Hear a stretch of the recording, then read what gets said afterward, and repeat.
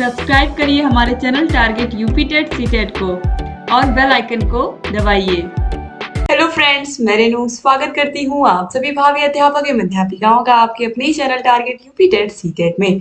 दोस्तों, आज इस वीडियो में हम आपके सीटेट एग्जाम 2015 के पेपर के इंग्लिश सब्जेक्ट का सोल्यूशन लेकर के आए हैं। दोस्तों, ये जो आपका पेपर है ये हुआ था फरवरी 2015 में। तो इस पूरे के पूरे पेपर का सोल्यूशन यहाँ पर हम देखने वाले हैं। चलिए स्टार्ट करते हैं। यहाँ पर सबसे पहले यहाँ पर आप देखिए एक पैसेज दिया हुआ, लिखा हुआ read the passage given below and answer the questions that follow. Question number 121 से लेकर के 126 तक आपको इस पैसेज को पढ़ करके हमें आंसर करना है। तो देखिए केवल यहाँ पर आपको टोटल 6 क्वेश्चंस इसमें से मिलेंगे। तो चलिए देखते हैं, अच्छे से इस पैसेज को पढ़ते हैं। तो as district employment officer my father was given a jeep by government. यानी कि जो लेखक है जिन्होंने ये लिखा हुआ है, उनके जो पिताजी थे वो क्या थे, एक डिस्ट्रिक्ट एम्प्लॉयमेंट ऑफिसर थे और उन्हें गवर्नमेंट की तरफ से एक जीप मिली थी। जैसे कि कोई भी अधिकारी होता है तो उसको क्या मिलती है, एक वाहन मिलती है चलने के लिए, ठीक है। तो इसी तरीके से इसके पिताजी को भी, लेखक के पिताजी को भी मिली थी। There was no garage in the office so the jeep was parked in our house.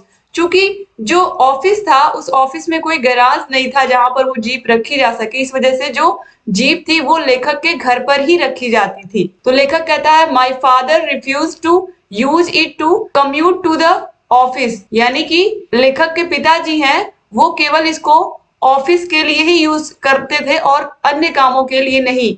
He told us that the jeep is an expensive resource given by the government. He reiterated to us it was not his jeep but the government's jeep. यानी कि वो हमेशा ये बताते थे हम लोगों को कि ये जीप क्या है, ये बहुत ही एक्सपेंसिव संसाधन है, महंगा संसाधन है और जो कि सरकार की तरफ से दिया गया है और ये उनकी खुद की जीप नहीं है बल्कि ये सरकार ने दी है। Insisting that he would use it only the tour the interiors. यानी कि जो उसके पिताजी थे लेखक के, वो जब इंटीरियर यानी कि आंतरिक ऐसे इलाकों में जाते थे जहां पर कोई संसाधन नहीं मिलता है, तो वहां पर ही जो जीप है ये लेकर के वो जाते थे। इसीलिए उनको मिली हुई थी कि ऐसी जगह जहां पर आपको संसाधन ना मिले, आसानी से आप ना पहुंच पाए, वैसी जगहों पर आप वाहन को लेकर के जाए। He would walk to his office on normal days, ठीक है। और वो ऑफिस जाने के लिए इसका यूज नहीं करते थे, ऑफिस वो पैदल ही चले जाते थे। केवल जब इंटीरियर इलाकों में जाना होता था तभी वो जीप को लेकर के जाते थे। He also made sure that we never sat in the government jeep. और वो हमेशा ये श्योर करते, वो हमेशा इस बात का ख्याल रखते थे कि हम कभी उस गवर्नमेंट जीप में ना बैठे। We could sit in it only it was stationary. यानी कि कभी कभी ही उन्हें मौका मिलता था कहाँ, जीप में बैठने का। That was our early childhood lesson in governance, a lesson that corporate managers learn the hard way, some never do. यानी कि बच्चों को ये शुरू से लेसन सिखाया गया था कि क्या चीजें हमारे उपयोग की है क्या नहीं है, और दूसरी चीज कि कैसे हमें संसाधनों का उपयोग करना है। जीप मिल गई है इसका ये मतलब नहीं कि हम उसको घर के कामों के लिए यूज करें, वो तो ऑफिस से दी गई थी, यानी कि वो अधिकारी थे तो उनको मिली थी, लेकिन वो घर के कामों में कभी भी उस जीप का यूज नहीं करते थे। फिर है the driver of the jeep was treated with respect due to any other member of my father's office. यानी कि जो लेखक के पिताजी हैं, जो जीप का ड्राइवर था उसको एक आम एम्प्लॉय की तरह ही, जैसे सारे लोग एम्प्लॉय काम कर रहे हैं ऑफिस में, वैसे उसको भी ऑफिस का एक मेंबर ही समझते थे, एक सदस्य समझते थे, उसको ड्राइवर नहीं समझते थे। As small children we were taught not to call him by his name. यानी कि जो ड्राइवर था उसको लेखक ने कहा कि हम कभी भी नाम से नहीं पुकार सकते थे उसको, क्योंकि पिताजी ने क्या कहा था कि कभी भी इसको नाम लेकर के ना बुलाना, ठीक है। यानी कि पिताजी ने साफ साफ कहा था कि ड्राइवर भले ही है लेकिन ये एक सदस्य है हमारे ऑफिस का, इसको आप नाम लेकर के नहीं बुला सकते। We had to use the suffix dada. यानी कि उनके नाम, अगर नाम ले भी रहे थे तो उसके पीछे हम दादा लगाते थे, ठीक है। इस तरीके से बता रहा है यहाँ पर लेखक। Whenever we were to refer to him in public और प्राइवेट। यानी कि कभी भी जब भी हम उनको बुलाते थे, चाहे घर पर बुलाएं या फिर कहीं बाहर बुलाए, कहीं भी पब्लिक में बुलाए, तो हमेशा उनके नाम के पीछे हम दादा लगाते थे या केवल दादा ही उनको बुलाते थे। When I grew up to own a car, a driver by the name of Raju was appointed. I repeated the lesson to my 2 small daughters. यानी कि जब लेखक बड़ा हो गया और उसने खुद की कार खरीदी तो उसकी 2 लड़कियां थी, 2 बच्चियां थी, तो उसको भी उन दोनों को भी उसने यही सिखाया कि ड्राइवर का नाम ना लेना, ठीक है। तो यहाँ पर देखिए यही बात बताई गई है कि उसका नाम राजू था जिसको इसने अपॉइंट किया था, किसने, लेखक ने जब वो बड़ा होकर के कार खरीदा, और उसने यही लेसन यानी कि यही सीख अपनी लड़कियों को भी दी कि उनको यानी कि जो ड्राइवर है उसको नाम लेके ना बुलाए। They have as a result grown up calling him Raju uncle. वो उनको क्या कहती थी? राजू अंकल कहते हुए धीरे धीरे वो बड़ी हो रही थी, उनको राजू अंकल कहती थी। Very different from many of their friends who refer to their family drivers as my driver. यानी कि जो बहुत सारे दोस्त थे वो क्या बुलाते थे उन बच्चों के, यानी कि जो बच्चे थे लेखक के, उन बच्चों के बहुत सारे दोस्त ऐसे थे जो ड्राइवर को क्या बोलते थे? मेरा ड्राइवर बोलते थे, यानी कि सम्मानजनक शब्दों का प्रयोग नहीं करते थे उनके लिए। When I hear that term from a school or college going person, I cringe to me.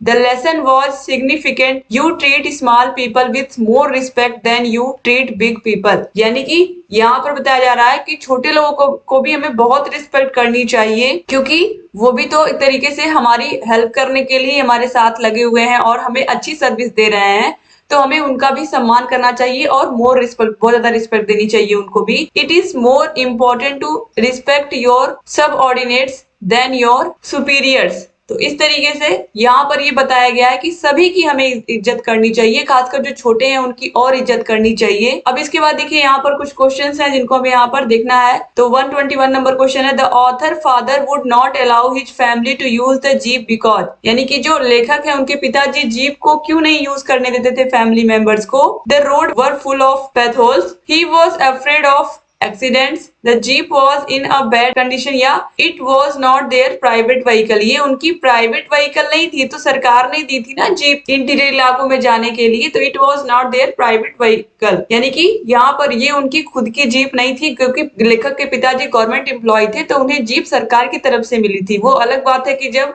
लेखक बड़ा हो जाता है, जब वो कमाने लगता है, तो वो खुद की जीप अपनी खरीदता है। इसके बाद आगे बढ़ते हैं क्वेश्चन नंबर 122 पे। The author taught his children to. जो ऑथर है उसने अपने बच्चों को क्या सिखाया था? रिस्पेक्ट करना सिखाया था, स्मॉल पीपल्स को भी अच्छे से ट्रीट करने को सिखाया था। तो treat small people with respect, ये ऑप्शन नंबर 1 जो है यही सही हो जाएगा, क्योंकि यही उसने सिखाया था अपने बच्चों को कि treat small people with more respect. यहाँ पर आप देखिए। फिर इसके बाद है question number 123, the author was critical of his children's friends because their attitude to servants smacked of coarseness, arrogance, loftiness या फिर वीकनेस। तो लेखक ने क्या देखा था कि जो उसके बच्चे के दोस्त हैं उनका जो एटीट्यूड है सर्वेंट्स के प्रति वो कैसा है, यानी कि जो जीप ड्राइवर है उनके घरों में काम करने वाले उनके प्रति कैसा है, वो क्या करते हैं उनको नाम लेकर के बुलाते हैं। ये तो आपने देखा ही कि जो लेखक के बच्चों के फ्रेंड्स हैं वो अपने जो ड्राइवर है उनको माई ड्राइवर या इस तरीके से उनका नाम लेकर के बुलाते हैं। तो ये उनके एरोगेंस नेचर को दिखाता है। तो यहाँ पर ऑप्शन नंबर 2 जो है एरोगेंस, ये सही हो जाएगा। इसके बाद आगे बढ़ेंगे दोस्तों। एरोगेंस का मतलब आप लोग समझ रहे हैं कि रूखा व्यवहार एक तरीके से हम कह सकते हैं, या हक जताना किसी के ऊपर, तुम तो मेरे नौकर हो, इस तरीके से। क्वेश्चन नंबर 124 है, the author's attitude towards servants can be described as indifferent, rational, affectionate या फिर रिस्पेक्टफुल। तो the author's attitude towards servants is respectful, यानी कि रिस्पेक्टफुल तरीके से, क्योंकि यहाँ पर देखिए रिस्पेक्ट की ही बात की गई है कि उन्हें हमें मोर रिस्पेक्ट देना चाहिए। Question number 125, the opposite of the word refused is. Refuse मतलब क्या होता है? मना करना होता है।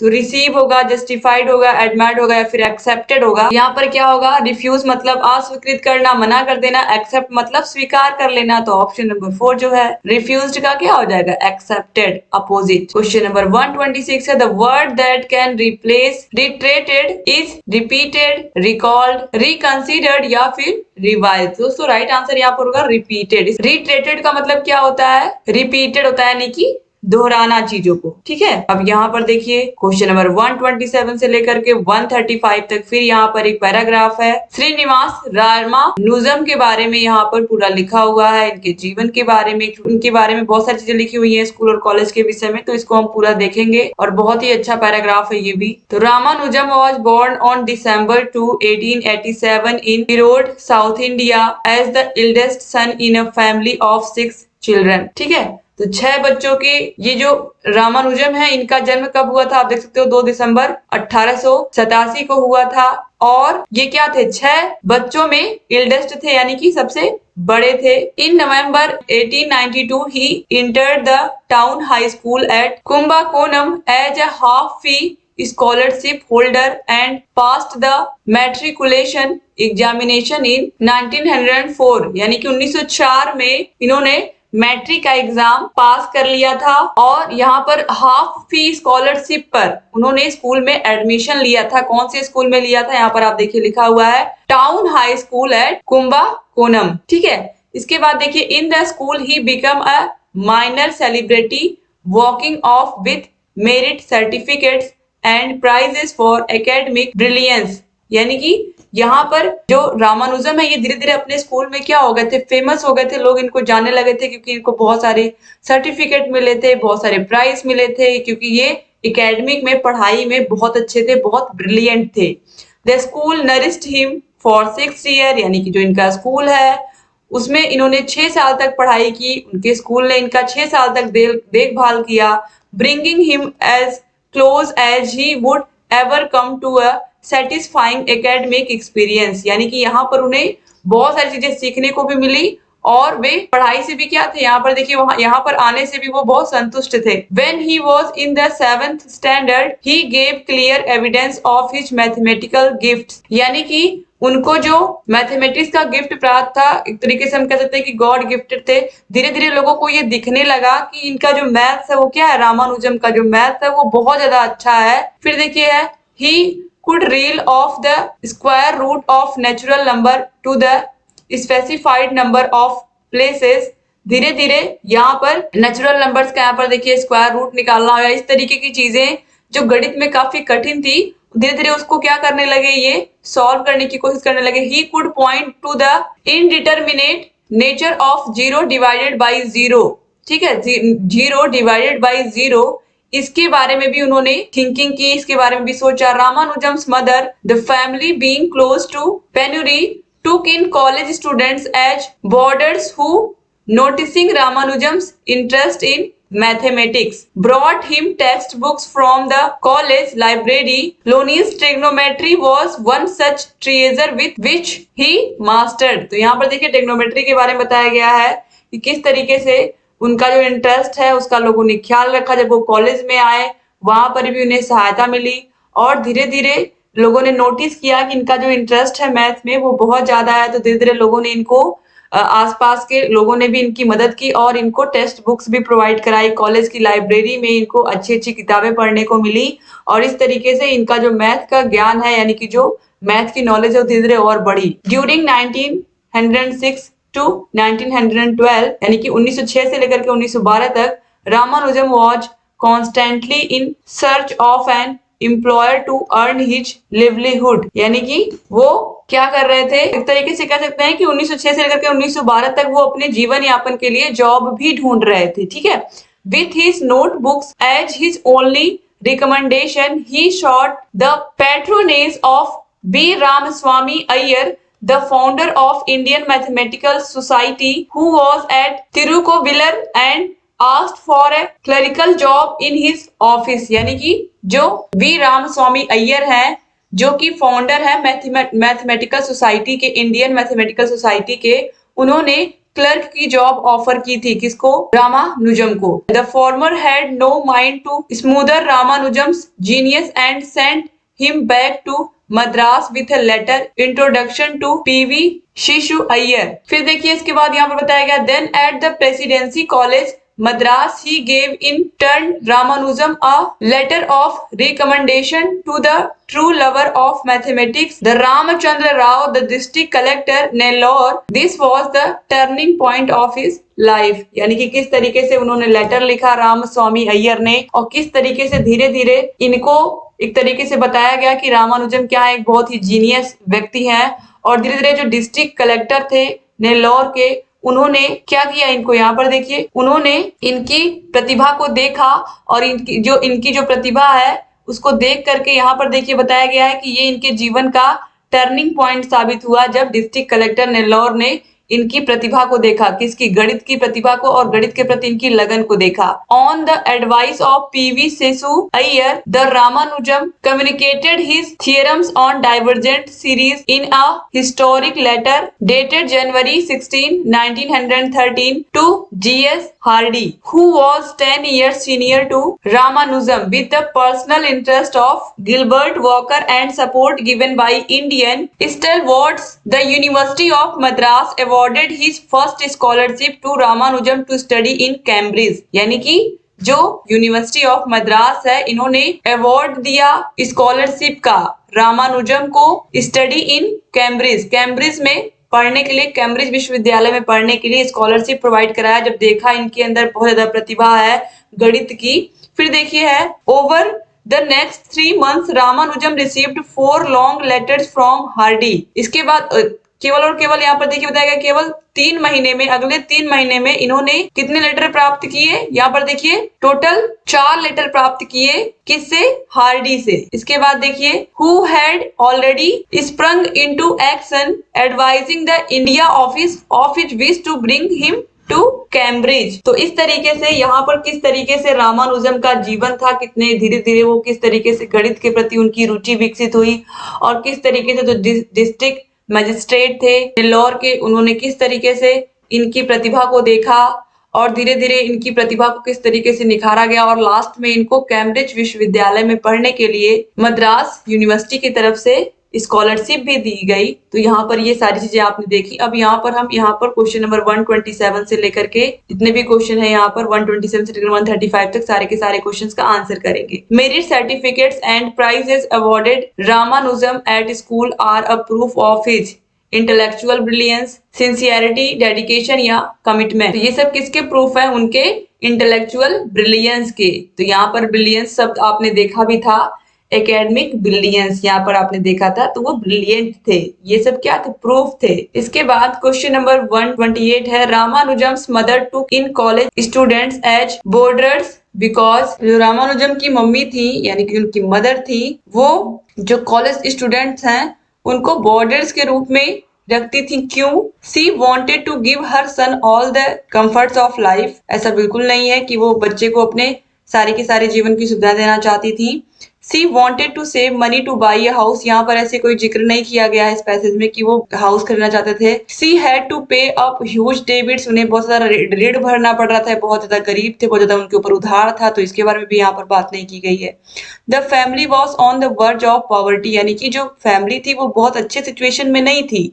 तो इसीलिए आपने देखा कि जो रामानुजम है उनकी मैक्सिमम जो पढ़ाई है वो स्कॉलरशिप बेस पर ही हुई है। तो यहाँ पर ऑप्शन नंबर 4 जो है वो सही हो जाएगा। क्वेश्चन नंबर 129 है the turning point of Ramanujam's life came when he got a job in Indian Mathematical Society. His name was recommended to the district collector Nellore. He was awarded a big cash award या he was given a scholarship. जब उनको district collector Nellore के द्वारा उनका नाम recommend किया गया था तो ये उनके जीवन का टर्निंग पॉइंट था। तो ऑप्शन 2 जो है यहाँ पर ये सही हो जाएगा। क्वेश्चन नंबर 130 है the support Ramanujam received from his school suggest that a talented person needs nourishment to flourish. Luck is more important than patronage. तो इसके बारे में तो बात नहीं की गई लक के बारे में। सपोर्ट और no support man with talent forge ahead या fortune favours those who dare. तो यहाँ पर दोस्तों राइट आंसर हो जाएगा the support he received from his school suggest that a talented person needs nourishment to flourish. यानी कि जो टैलेंटेड बच्चा होता है उसको नरिशमेंट की बहुत जरूरत होती है, क्योंकि आपने देखा कि स्कूल ने उनका 6 साल तक किस तरीके से उनको नरिशमेंट किया, स्कूल में उनको हर सुविधा मिली ताकि वो एकेडमिक में ब्रिलियंट हो पाए। तो ऑप्शन 1 जो है सही हो जाएगा। क्वेश्चन नंबर 131 पे आते हैं। Identify the correct statement. Ramanujam did not get much support from his school. गलत है, स्कूल से उन्हें बहुत सपोर्ट मिला था।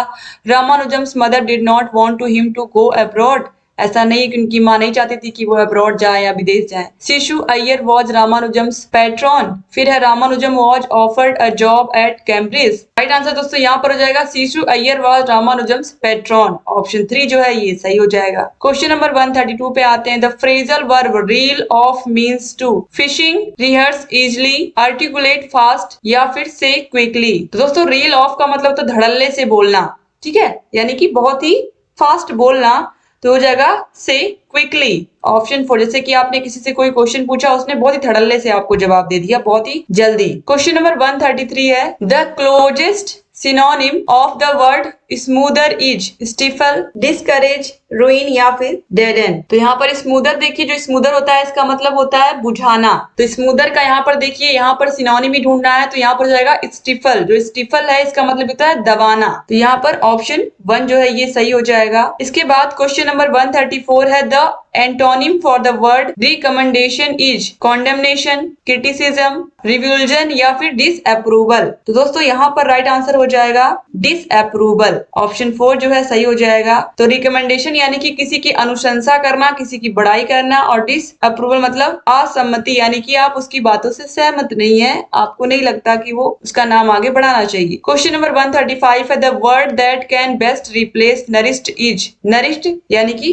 पोषण करना किसी का, इसको हम किस वर्ड से रिप्लेस कर सकते हैं? सेंट से, सपोर्टेड से, सर्व से या फिर गिफ्टेड से। दोस्तों सपोर्टेड, यानी कि जैसे कि स्कूल ने क्या किया था, उनको नरिश किया था, उनको सपोर्ट किया था। तो यहाँ पर ऑप्शन 2 जो है सही हो जाएगा। तो इस तरीके से सपोर्टेड यहाँ पर नरिश्ड की जगह पर हम यूज कर सकते हैं। तो इस तरीके से यहाँ पर आपने सारे के सारे क्वेश्चंस देख लिए जो आपके पैसेज के थे। अब यहाँ पर हम अगले क्वेश्चंस को देखेंगे। क्वेश्चन नंबर 136 है, skilled reading is deliberate, constructive, imaginative या फिर प्रोग्रेसिव। तो जो स्किल्ड रीडिंग होती है, इसका मतलब, स्किल का मतलब होता है आपको कोई ना कोई कौशल होता है। स्किल रीडिंग यानी कि आपको पढ़ने का कौशल आ रहा है, इसका मतलब क्या है? स्किल रीडिंग का मतलब जाएगा कॉन्स्ट्रक्टिव, क्योंकि आपके अंदर कोई कौशल है, जो कोई कौशल आपके अंदर होता है, कोई स्किल होती है, तो आपका जो माइंड होता है वो कंस्ट्रक्टिव होता है। आप कुछ ना कुछ उससे नया बनाते हैं, कुछ ना कुछ नया करते हैं। कोई बड़ा ही है, वो क्या कर रहा है, कुछ ना कुछ उसके अंदर जो भी स्किल है उससे कुछ नया नई चीजें बना रहा है, वो मेज, कुर्सी, दरवाजे।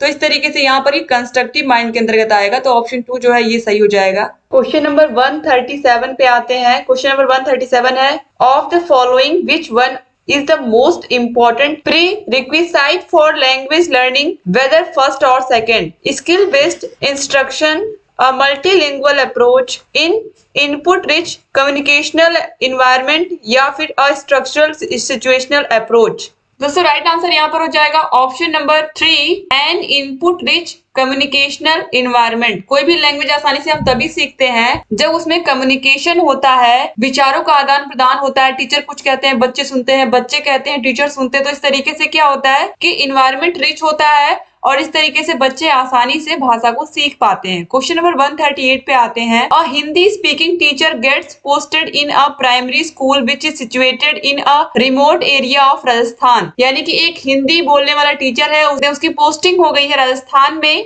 और राजस्थान में के एक रिमोट एरिया में, यानी कि जो काफी अलग है और गाँव से, या फिर ये कहें कि जो अलग अलग से बहुत दूर दूर पर गाँव होते हैं, तो उनको हम इस तरीके से कहते हैं, जो थोड़ा सा जहाँ पर सुविधाएं कम होती हैं, तो उन्हें हम रिमोट एरिया कहते हैं।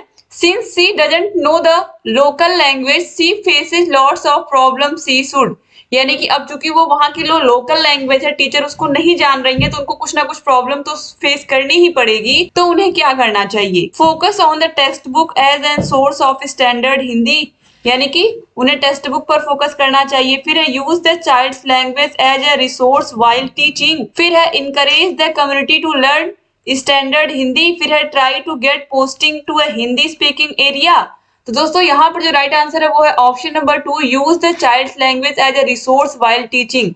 यानी कि बच्चे की लैंग्वेज को संसाधन के रूप में प्रयोग करेंगे टीचर जब वो पढ़ाएंगे। तो यहाँ पर ऑप्शन 2 जो है ये सही हो जाएगा। बच्चे की भाषा हमें समझ में आनी चाहिए, क्योंकि बच्चे को हमें पढ़ाना है। इसके बाद क्वेश्चन नंबर 139 है, while teaching children to read at which point should the teacher focus on comprehension? After children have learned how to decode, right from the beginning, once children have mastered phonics, या फिर when children reach class second. दोस्तों बच्चे को हम किस तरीके से हम समझ विकसित करेंगे? तो यहाँ पर देखिए राइट फ्रॉम द बिगिनिंग, शुरू से ही, क्योंकि जब हम शुरू से बच्चों के इस बात का ख्याल रखेंगे कि जो हम पढ़ा रहे हैं उनको समझ में आ रहा है, जो कॉम्प्रिहेंशन है उनको समझ में आ रहा है कि नहीं आ रहा है, तो इसका हमें शुरू से ख्याल रखना है। क्योंकि अगर हम जो बोल रहे हैं बच्चा वो समझ नहीं पा रहा है, तो बच्चा अगले क्लास में पहुंच जाएगा, फिर उसे वहां भी नहीं कुछ चीजें समझ में आएंगी।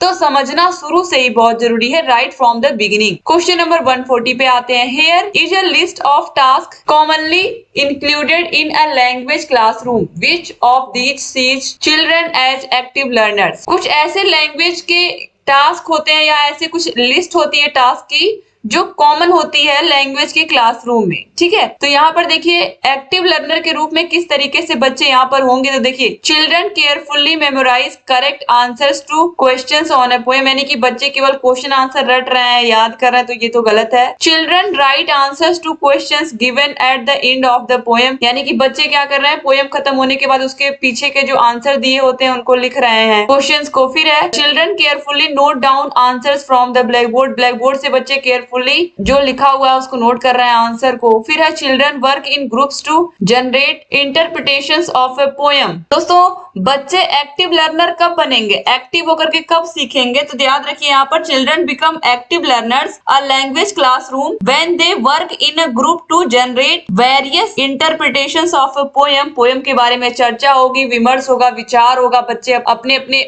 भावों की अभिव्यक्ति करेंगे उस पोएम के बारे में। तो इस तरीके से ये सबसे अच्छा तरीका है। ऑप्शन 4 सही जाएगा। क्वेश्चन नंबर 141 पे आते हैं। The assessment of students writing should most importantly focus on using idiom and metaphors, correct spelling and grammar, expressions and ideas या keeping to the word limit. तो जब बच्चों की राइटिंग स्किल को हम देख रहे हैं, बच्चे किस तरीके से लिख रहे हैं, तो सबसे ज्यादा फोकस किस पर होना चाहिए, उनके एक्सप्रेशन पर और उनके आइडियाज पर। वो किसी चीज के बारे में निबंध लिख रहे हैं, किसी टॉपिक किसी घटना के बारे में या कुछ भी वो अपने विचार प्रकट कर रहे हैं, तो किस तरीके से वो एक्सप्रेस कर रहे हैं, उनकी भावनाएं किस तरीके की हैं और कौन कौन सी तरीके के आइडियाज वो लेकर के आ रहे हैं कि आने वाले समय में उस तरीके की जो घटना उसको रोका जा सके। तो ये जो है ऑप्शन 3 ये सबसे सटीक आंसर है। क्वेश्चन नंबर 142 पे आते हैं। Choose the correct spelling. तो यहाँ पर देखिए डजंट कैसे लिखते हैं हम, यहाँ पर राइट आंसर हो जाएगा ऑप्शन नंबर 2। देखिए इस तरीके से हम डज नॉट को इस तरीके से हम लिखते हैं, ठीक है, शॉर्टकट में डज डजंट इस तरीके से कॉमा लगा के, ठीक है। इसके बाद हम आगे बढ़ते हैं। क्वेश्चन नंबर 143 है। A primary teacher should introduce reading through picture book, alphabet book only, phonic teaching या स्टोरीज। तो जब जो टीचर है, प्राइमरी टीचर की बात हो रही है, यानी कि प्राइमरी लेवल की बात हो रही है, तो यहाँ पर हम बच्चों को जब हम रीडिंग से इंट्रोड्यूस करवाएंगे तो सबसे पहले उनको हम पिक्चर बुक दिखाएंगे। ऑप्शन नंबर 1 जो है सही हो जाएगा, क्योंकि बच्चे यहीं से पढ़ना शुरू करते हैं, यहीं से कहानी बनाना शुरू करते हैं, तो सबसे पहले उनके सामने पिक्चर बुक रखनी पड़ेगी।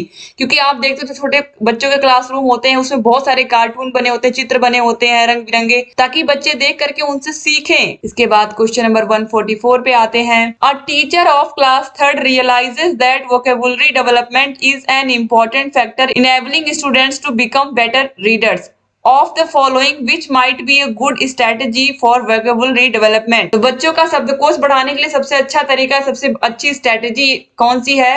Students learn to use the context to guess the meaning of the new words. Students memorize extensive word list of synonym and antonym। बच्चे रटे, यहाँ पर लिखा गया तो रटने वाला तो पहले ही गलत हो जाएगा। Student consult a dictionary whenever they come across a new word, यानी कि उन्हें जब भी न्यू वर्ड मिले तुरंत वो डिक्शनरी खोल लें, तो ये ऐसा भी नहीं है। Students underline difficult word from a text and make sentences with them. तो यहाँ पर दोस्तों राइट आंसर हो जाएगा option number 1। Students learn to use the context to guess the meaning of new word. जब बच्चे कॉन्टेक्स्ट को पढ़ेंगे, जब गद्य या पद्य को पढ़ेंगे या जो भी कहानी है, नाटक है, तो उसकी मीनिंग को वो गेस करने की कोशिश करेंगे कि इसकी मीनिंग क्या हो सकती है, और इस तरीके से वो सोचेंगे, कल्पना करेंगे, विचार करेंगे। तो ये सबसे सही तरीका है, और इस तरीके से उनको वो मीनिंग टीचर बाद में अगर बताते हैं तो उनको याद भी हो जाएगा। पहले उन्हें खुद गेस करने का मौका दिया जाए, खुद सीखने का मौका दिया जाए, ये यहाँ पर कहा गया। क्वेश्चन नंबर 145 पे आते हैं। Children oral language development forms an important foundation for learning literacy.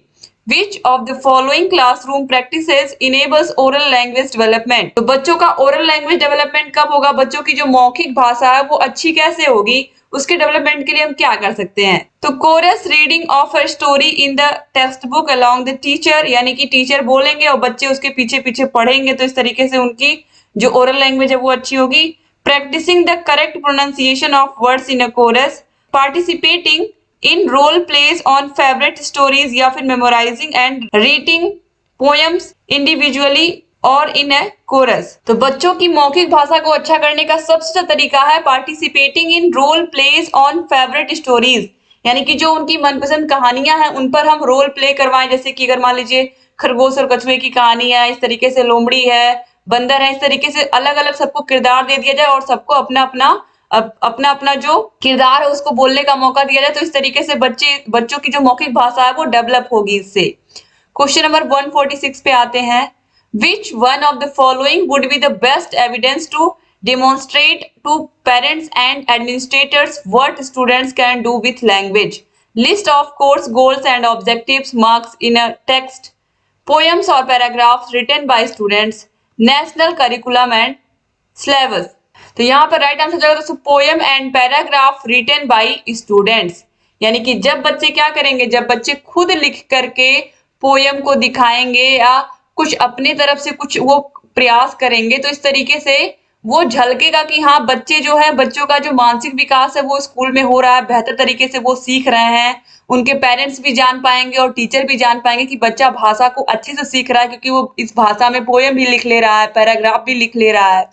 इसके बाद क्वेश्चन नंबर 147 पे आते हैं। Before students start reading a story title brave Bitto, यानी कि बच्चे एक कहानी पढ़ने जा रहे हैं क्लासरूम में जिसका नाम है ब्रेव बिट्टो, लेकिन इसको पढ़ाने से पहले the teacher initiates a discussion with them on bravery, लेकिन जो टीचर है वो बच्चों को साहस के बारे में पहले बताना चाहते हैं, बच्चों को साहस के बारे में डिस्कशन करना चाहते हैं कि साहस का मतलब होता क्या है। What is the teacher trying to achieve through this activity? आखिर में टीचर क्या करना चाह रहे हैं इस एक्टिविटी के बारे में।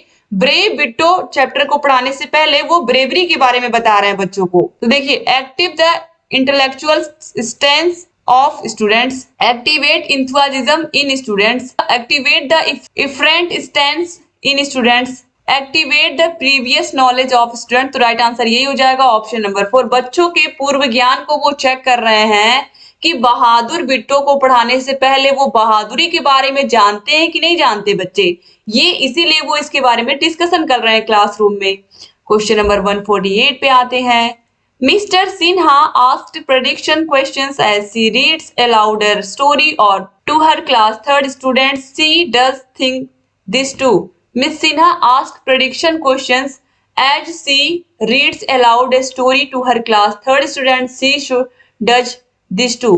कोई स्टोरी सुना रही हैं मैम क्लास थर्ड के बच्चों को, तो क्लास थर्ड के बच्चों को कहानी सुना रही हैं और वो प्रेडिक्शन वाले क्वेश्चन पूछ रही हैं, जैसे कि अब कछुए और खरगोश की कहानी में अगर कछुआ ना चला होता या कुछ इस तरीके की, तो उसमें क्या होता, उस कहानी में खरगोश ही जीतता क्योंकि खरगोश तेज चलता है, लेकिन खरगोश बीच में सो गया था। तो टीचर इस तरीके के प्रेडिक्शन वाले क्वेश्चंस पूछती है कि ये ना हुआ होता तो ये ऐसे हो जाता, या इसके अगर ये ऐसा ना हुआ तो आगे क्या होता कहानी में। तो इसको पूछने का क्या मतलब है, make the story interesting, focus on comprehension, help students remember important details in the story, या फिर इंप्रूव स्टूडेंट्स वोकेबुलरी। आखिर में वो क्या करने का प्रयास कर रही है, तो दोस्तों यहाँ पर राइट आंसर हो जाएगा फोकस ऑन कॉम्प्रिहेंशन, यानी कि जो कॉम्प्रिहेंशन है जो पढ़ा रही है उसमें बच्चों की समझ जो है वो विकसित हो, उस कहानी को लेकर के उनकी समझ अच्छी हो और बच्चे फोकस लगा के ध्यान लगा के उस कॉम्प्रिहेंशन को पढ़ें समझें। क्वेश्चन नंबर 149 पे आते हैं। Scribbling is a stage of listening, writing, reading या स्पीकिंग। दोस्तों ये है एक स्टेज ऑफ राइटिंग, लिखावट की एक स्टेज है, जैसे बच्चे टेढ़ा मेढ़ा शुरू में लिखना सीखते हैं, फिर धीरे धीरे उनकी राइटिंग अच्छी होती है, फिर वो और सुंदर लिखना शुरू करते हैं। क्वेश्चन नंबर 150 पे आते हैं और ये लास्ट क्वेश्चन है दोस्तों। लास्ट क्वेश्चन बताने से पहले एक बार मैं फिर रिपीट कर दूं कि सारे विषयों के हमने प्रीवियस ईयर क्वेश्चन पेपर्स करवा दिए हैं। आपके सीटेट एग्जाम के डिस्क्रिप्शन बॉक्स, कमेंट बॉक्स में आपको लिंक मिल जाएगी। क्वेश्चन नंबर 150 है, if a student is making pronunciation errors, the best way to help him or her is to call his her parents and complain.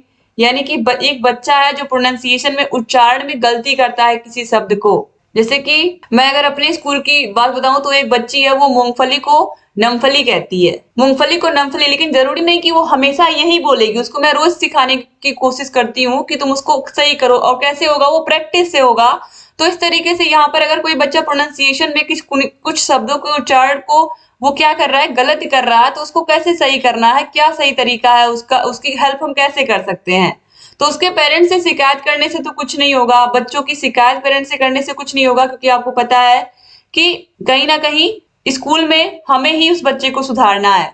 फिर है scold him her in class for incorrect pronunciation, उसको डांटना class में तो ये भी अच्छा नहीं है, हीन भावना का शिकार हो जाएगा बच्चा। Mock at him her in the class for incorrect pronunciation. फिर है provide him her with correct pronunciation without any humiliation, यानी कि बच्चे के प्रोनाउंसिएशन को हम सही प्रोनाउंसिएशन उसको प्रोवाइड करेंगे, उसको बार बार बताएंगे कि तुम गलत पढ़ रहे हो, उसको ऐसे नहीं ऐसे पढ़ना है, और बिना किसी ह्यूमिलिएशन के यानी कि बिना किसी प्रताड़ना के बच्चे को हमें सही से बताना है करेक्ट प्रोनाउंसिएशन क्या होगा, सही प्रोनाउंसिएशन या सही उच्चारण क्या होगा। तो इस तरीके से यहाँ पर आपने सारे के सारे क्वेश्चंस को देख लिया। उम्मीद करती हूँ कि वीडियो आपको पसंद आई होगी। वीडियो अच्छी लगी तो वीडियो को लाइक कर दीजिएगा, और अगर अभी तक आपने हमारे channel target UP TET CTET को सब्सक्राइब नहीं किया तो दोस्तों प्लीज सब्सक्राइब भी कर दीजिए। बगल में बेल आइकन होगा, उसको भी प्रेस कर दीजिएगा ताकि जो भी नई वीडियोस हम बनाते हैं उसका नोटिफिकेशन आपके पास समय से जाए, और आप बिना मिस किए हमारे सारे के सारे वीडियोस को सेव करते वीडियो को शेयर कर दीजिएगा। दोस्तों डिस्क्रिप्शन बॉक्स कमेंट बॉक्स में आपको सारे के सारे विषयों के वीडियोस की लिंक मिल जाएगी, तो सारे विषयों के वीडियोस को आप देख सकते हैं। और आप हमारे टेलीग्राम को भी ज्वाइन कर सकते हैं, टेलीग्राम पर आपको सारे विषयों की पीडीएफ हम प्रोवाइड कराते हैं, तो टेलीग्राम को जरूर ज्वाइन कर लीजिए। टेलीग्राम का भी लिंक आपको डिस्क्रिप्शन बॉक्स और कमेंट बॉक्स में मिल जाएगा। जय हिंद।